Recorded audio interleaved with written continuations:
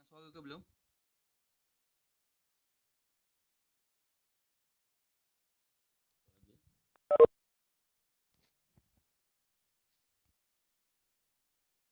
Tes.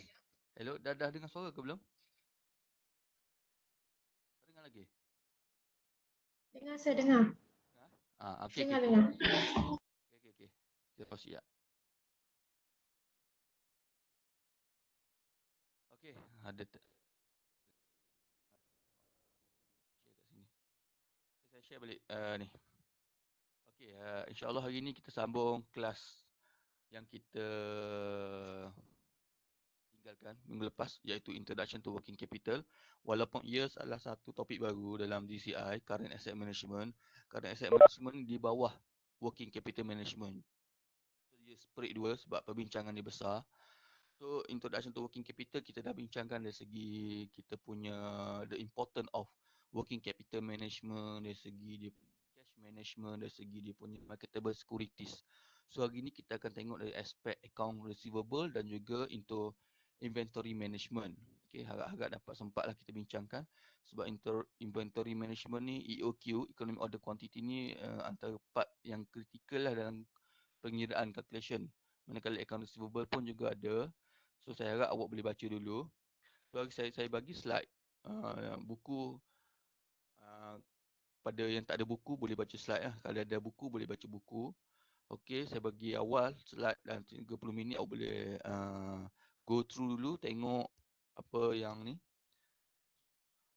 nak dibincangkan dan kalau boleh cuba fahamkan supaya jimatkan masa kita buat secara online lah sebab kalau boleh saya nak limit dalam setengah jam sahaja sebab dapat feedback bahawa penggunaan online kelas ni makan masa yang makan data yang banyak. So saya dah cuba beberapa apps antaranya Google Meet dan juga Zoom. Antara yang terbaik Google Meet. Tetapi Google Meet ada masalah dia juga. Sebab saya tak boleh record dia punya ni dan juga saya tak boleh, orang kata dia selalu ganggu, ada gangguan sikit lah Google Meet. So, saya guna Zoom. Zoom okey tapi banyak dalam kalangan awak tak familiar dengan Zoom. So saya kekalkan penggunaan dengan Webex lah. Saya harap perbincangan ni okey, tak ada masalah. So hari ni kita tengok dari segi account receivable. Account receivable ataupun kita panggil sebagai debtor account, yang mana customer beli secara hutang. Kita panggil sebagai penghutang lah. So sales on credit terms to customer give rise to debtors. So ke dalam aspek ni, jualan secara hutang ni boleh jadi kita sendiri as a company beli barang raw material daripada supplier secara hutang, ataupun customer beli dia punya finish product dengan our company secara hutang. So kat sini level of debtor is determined by the level of sales and credit and collection policies of the firm. Okay. Biasanya level of debtor ni kita dah diberi dalam soalan ataupun information given dalam annual report dan sebagainya lah. Credit terms are the condition as agreed in contractual agreement between the supplier and the customer pertaining to the credit granted to customer. So term-term ni basically ada dalam buku. Kalau orang tengok kat sini dia bagi sebagai contoh 3 palang 10, net 30. Apa maksud tu term tersebut? Okay, kalau katakan sebagai net 30 sahaja, dalam kontrak tu ditulis sebagai net 30. Itu memberi maksud bahawa transaksi hutang yang kita buat tu mesti dilangsaikan dalam tempoh 30 hari. Net 30 dalam tempoh 30 hari. Kalau 3 palang 10, okey, bermaksud sekiranya kita membayar ataupun melunaskan hutang kita dalam tempoh 10 hari, kita entitled, kita layak berhak untuk mendapatkan diskaun sebanyak 3% daripada jumlah hutang yang kita buat tu. So secara overallnya 3 palang 10, net 30 memberi maksud kita sebagai customer ataupun kita sebagai penjual, kita kata macam ni lah, term tu memberi maksud penghutang diberi insentif ataupun diberi kelebihan diskaun sebanyak 3% sekiranya membuat pembayaran dalam tempoh 10 hari. Tetapi kalau tak dibuat bayaran tersebut dalam tempoh 10 hari, penghutang tersebut semestinya membayar hutang tidak lebih daripada 30 hari. Dalam tempoh 30 hari itulah. Itu dia punya term dia. Okey, agak jelas kan yang ni? Tak perlu confuse lah, benda yang senang saja, simple saja. Cuma term saja yang ni awak perlu ni.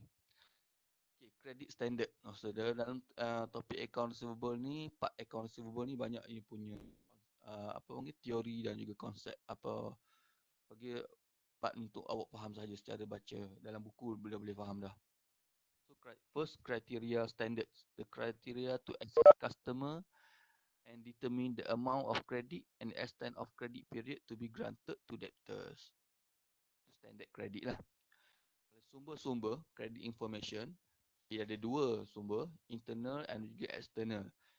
For internal, kita boleh tengok dari segi credit application, okay, including reference, perujuk dia. Seterusnya, customers past history, especially the payment history. Bagi contohlah kita dengan kawan kita lah, sebagai contoh, ambil contoh mudah. Kalau orang nak hutang dengan kita, sama ada kita nak bagi atau tak bagi, kita dapatkan maklumat dia. Dari segi apa? Sebelum ni, historical track, dia pernah pinjam dengan kita. Contoh dia pinjam RM100. Dia janji nak bayar hutang pada minggu depan. Sebelum minggu depan, 2-3 hari sebelum tu, 2-3 hari selepas tu dia dah bayar dah. So bermaksud track record dia bagus lah. Maknanya dia dapat lunaskan hutangnya dalam tempoh yang dijanjikan. Okey. So yang ni dah okey. So kalau yang kita tak pernah ada deal hutang, jualan hutang ataupun memberi hutang kepada dia, macam mana kita nak buat? Okay. Kawan kita nak pinjam duit RM100, tapi kita tak pernah bagi hutang kat dia. Kita kena cari orang yang pernah bagi hutang kat dia, ataupun kita tanya member-member dia sebagai kita katakan sebagai perujuk, referees. Yang seterusnya yang C ni, information and input from the firm sale and accounting department staff. Yang ni kita tengok dari sudut dia punya corporation lah, company, kita tengok dari sudut aspek annual report dia lah, jualan dia track record bagus ke, so macam mana dia punya ni, accounting dia, management semua okey, bermaksud company tu okey. So kita boleh percaya company tu dan kita boleh bagi pinjam kepada company tu beli barang kita. Itu antara internal sources of information untuk kita trace dia punya record dia lah, untuk kita luluskan pembelian secara hutang. Seterusnya external sources information.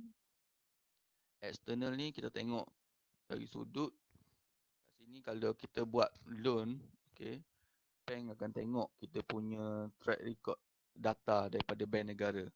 Okey, Credit Bureau Report atau CCRIS.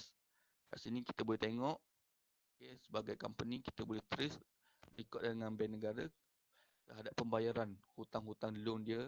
Contoh dia nak buat hutang dengan kita dan dia pernah buat loan dengan bank-bank lain seperti loan kereta dan sebagainya. Kita boleh tengok dia bayar on time ke, ada tak bulan-bulan yang dia tak bayar hutang dia tu. Missing. Maknanya dia skip bayaran tu. So, record ada dalam tu. So, kita boleh tengok bahawa dia bersih atau tak dalam pembayaran hutang tu. Kadang-kadang company susah nak bagi pinjaman ataupun hutang kepada individu disebabkan individu tak pernah buat hutang.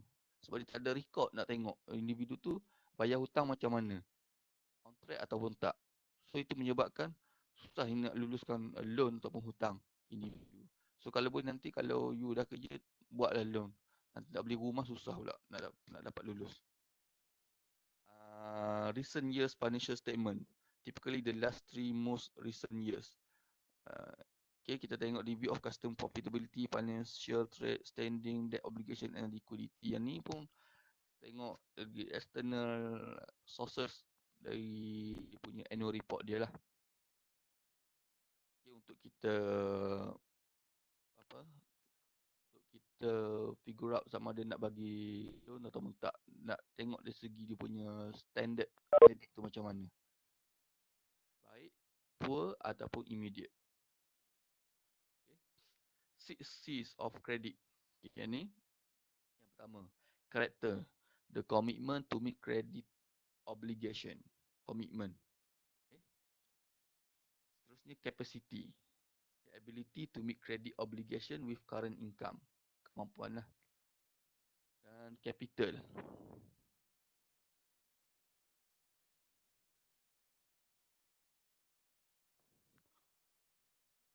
the ability to meet credit obligation from existing asset if necessary. Collateral refers to the security that underlies asset if necessary. And then condition includes consideration of general and industry economic condition. The last one, coverage, include insurance on the asset pledge. Okay.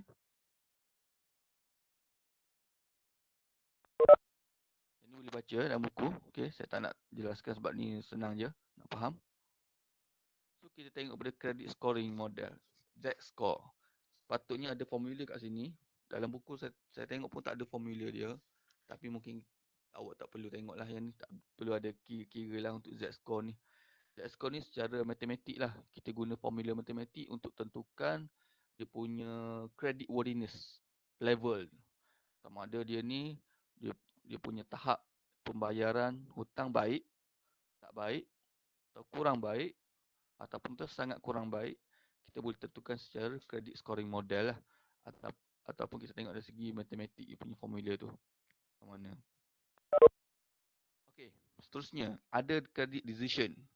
Secara lainnya kita boleh guna apply cara-cara berikutnya untuk kita dapatkan maklumat dan juga untuk kita luluskan kredit tersebut. Okay. Changing credit policy. Okay, boleh baca yang ni. Okay, pledge. Okay. Ini saya nak tekankan yang ni pula. Account receivable as collateral. Kadang-kadang company dia banyak sangat jualan secara hutang. Okay. customer beli secara hutang lah. Bermaksud hutang tu, account receivable tu adalah aset dia. Yang duit yang akan dia dapat setelah dia collect semua hutang-hutang dia. So aset ni kita boleh buat secara cagaran untuk dia buat pinjaman. Boleh Kadang-kadang juga dia tak buat cagaran, dia tak buat pinjaman dengan account receivable ni. Maknanya dia minta pinjam dengan bank, dia cagarkan account receivable tu. Kita buat macam tu. Tetapi dia jual terus account receivable kepada third party. Maknanya dia tak perlu collect duit tu, tetapi dia jual kepada third party. Basically, harga yang dijual kepada third party tu lagi murah lah. Contoh, dia punya total amount account receivable adalah RM100,000. So dia jual dengan RM95,000 ataupun RM90,000. So company yang beli tu boleh tebus dengan harga RM100,000. Untunglah RM110,000. Itu cara dia. Sebab dia nak dapatkan cash dengan segera. Ada dua jenis type factoring ni ataupun jual account receivable ni, non-resource dan juga resource factoring. Non-resource factoring ni bermaksud company yang beli account receivable tu tak boleh tebus apa-apa daripada company yang jual tu. Manakala resource factoring tu adalah account receivable yang dibeli oleh company boleh ditebus balik. Sekiranya tak berjaya di-collect account receivable tu. Tak berjaya ditukarkan kepada cash. Masuk account receivable bermasalah. Basically, resource factoring ni adalah kepada bad debt risk. Okey. Boleh faham So dah pukul 9 dah ni. Saya rasa inventory management ni kita boleh sambung ataupun skip. Ada kelas ke lepas ni pukul 9 ni? Ada. Kelas Ada account. kelas Okey, tak apalah kalau macam tu. Sila jawab kuis yang saya bagi petang ni. Okey, pukul 6 petang saya buka sampai malam, 10 malam ke. Okey. Manakala inventory management tu kita akan bincangkan pada minggu depan lah. Okey, sekian saja. Terima kasih. Assalamualaikum warahmatullahi wabarakatuh. Assalamualaikum.